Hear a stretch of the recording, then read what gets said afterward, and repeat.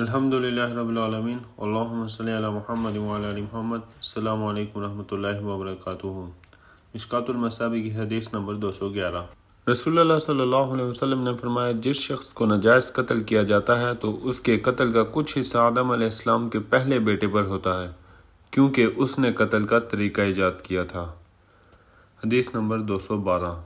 کثیر بن قیس بیان کرتے ہیں، میں ابو درداء رضی اللہ عنہ کے ساتھ دمشق کی مسجد میں بیٹھا ہوا تھا کہ ایک آدمی ان کے پاس آیا اور اس نے کہا، ابو درداء، میں رسول اللہ صلی اللہ علیہ وسلم کے شہر سے ایک حدیث کی خاطر تمہارے پاس آیا ہوں۔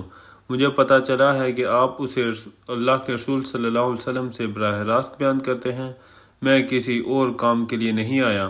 انہوں نے بیان کیا، میں نے رسول اللہ صلی اللہ علیہ وسلم کو فرماتے ہوئے سنا، جو شخص طلب علم کے لیے سفر کرتا ہے تو اللہ اسے جنت کی راہ پر گامزن کر دیتا ہے۔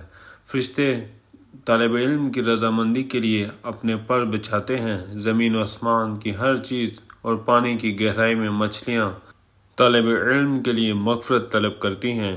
بے شک عالم کی عابد پر اس طرح فضیلت ہے جس طرح 14ویں رات کے چاند کو باقی ستاروں پر برتری ہے۔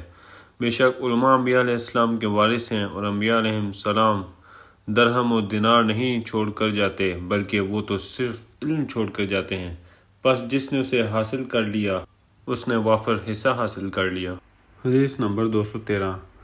ابو امامہ بیان کرتے ہیں، رسول اللہ صلی اللہ علیہ وسلم سے دو آدمیوں کا ذکر کیا گیا، ان میں سے ایک عابد اور دوسرا عالم ہے، تو رسول کریم صلی اللہ علیہ وسلم نے فرمایا، عالم کی عابد پر اس طرح فضیلت ہے جس طرح میری فضیلت تمہارے ادنا آدمی پر ہے۔